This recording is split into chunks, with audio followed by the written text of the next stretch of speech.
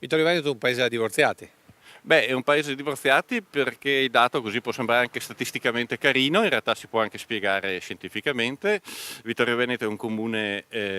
con un'alta percentuale di popolazione anziana, cioè un comune molto invecchiato demograficamente parlando e questo trascina all'insù sia il numero dei vedovi o delle vedove, più vedove che vedovi, ma anche trascina all'insù il numero dei divorziati per il semplice fatto che la tendenza di questi ultimi anni è che il divorzio interessa in misura sempre maggiore le età più elevate e in misura sempre minore le generazioni più giovani e quindi è un effetto di trascinamento di coloro che evidentemente, nonostante l'età come dire, un po' matura o perlomeno avanzata, decidono di cambiare registro alla propria vita affettiva. Come dire insomma che l'amore non è per sempre, sta invecchiando anche quello.